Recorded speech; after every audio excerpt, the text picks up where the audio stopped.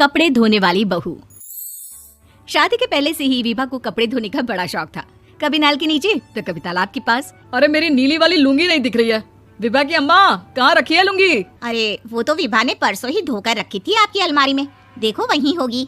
वो ना मैंने आज धो दी, मुझे लगा कि गंदी हो गई होगी। अरे कैसे गंदी हो गई थी? उसे तो मैंने पहना भी नहीं। हे भगवान, इस लड़की के कपड़े धोने की आदत से परेशान हो गया हूँ मैं। जितना तो घर में राशन नहीं आता उससे कहीं ज्यादा डिटर्जेंट पाउडर का खर्चा है। इसकी शादी करवा दो, शादी जाए अपने घर में ही करे काम, फिर चाहे घर के कपड़े धोने हो या पूरे गांव के। हाँ ठीक बोल रही हूँ, देखता हूँ मैं कोई लड़का। वो दिन भी आ जाता है जब विभा को देखने लड़के वाले आ जाते हैं। लड़की मुझे अच्छी लगी। होने वाली सास कहती है, बेटी अगर कुछ पूछना है तो पूछ लो। वैसे तो हमारी लड़की बहुत ही शर्मीली है, जो बोल दो वो मान लेती है, इसे क्या पूछना होगा। अरे कैसी बात कर रही हो माँ, मुझे इन लोगों के घर रहना है, सवाल तो कई है। हाँ हाँ बेटा पूछ लो ना, क्या पूछना है। आप लोगों के घर कपड़े कौन धोता है? सास का मुंह बन जाता है। देखो अगर तुम ये कहना चाहती हो कि तुम्हें कपड़े धोने नहीं आते तो सुन लो, कपड़े मैं ही धोती हूँ, लेकिन तुम्हारे आ जाने के बाद मैं रुमाल तक नहीं धोऊंगी। अरे चुप रहना भगवान, बहू बेचारी घर आई नहीं, उसे डराना शुरू कर दिया। वो क्या है ना बिटिया, अभी तक तो ये कल्लू की माँ ही धोती थी, लेकिन अब तुम्हारे पापा तो दहेज में वॉशिंग मशीन देंगे ही।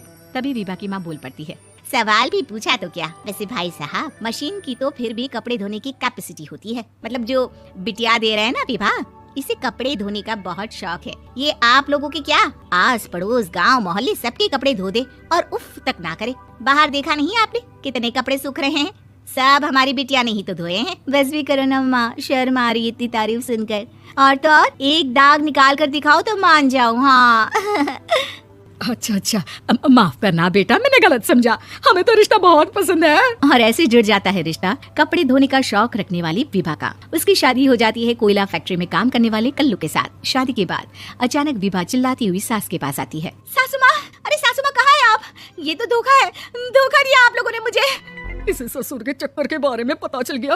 अरे तो उसमें तुझे क्यों धोखा मिला है? अरे नल में पानी नहीं आता, कपड़े कैसे कब धुलेंगे? अच्छा तू पानी नहीं आ रहा उसकी बात कर रही है? तो आपने क्या सोचा? कुछ नहीं।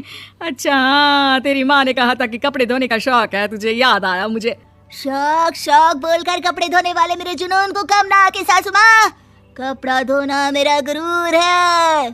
तभी पति भी वहाँ आ जाता है। अभी मैंने इसे सनी देओल की फिल्म दिखाई है, उसी के डायलॉग मार रही है माँ। अच्छा सुन, साफ साफ बता रही हूँ, पानी सुबह 4 से 6 और शाम को 10 से 12 आता है, समझी? विभा टाइमिंग सुनकर हैरान हो जाती है।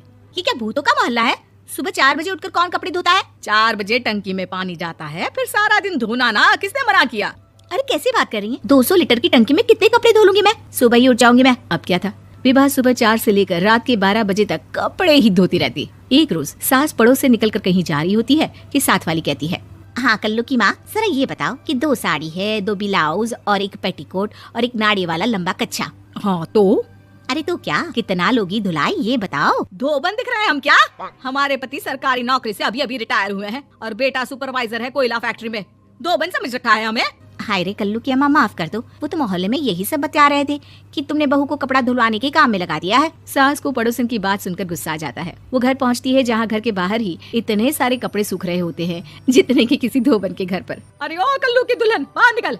माँ जी यहीं आ जाओ, बाथरूम में चादर धो रहे हैं हम। अरे अभी हम धोते हैं, तुमको बाहर निकलो। ये आस पड़ोस वाले बोल रहे हैं कि हम बहू से कपड़े धुलवा कर उसे कपड़ा धोने वाली बना दिए हैं। अरे छोड़ो ना माँ जी, किन लोगों की बातों में आती हो? आस पास के लोगों का तो काम ही होता है कि वो किसी तरह सास बहू को लड़ा दे। बहू सारे घर के कपड़े धोती है, ये क्या कम है?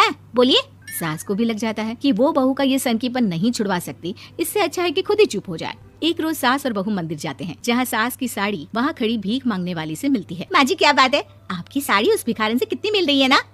हाँ देखो तो दोनों की साड़ी मिल रही है। क्या बात है कल्लू की अम्मा, तुम खुद को तो अफसर की बीवी बताती हो और ऐसी सिंपल सी प्लेन साड़ी पहनकर घूमती हो। सिंपल और प्लेन नहीं है ये साड़ी। तो क्या सोने के धागे से फूल बने हैं?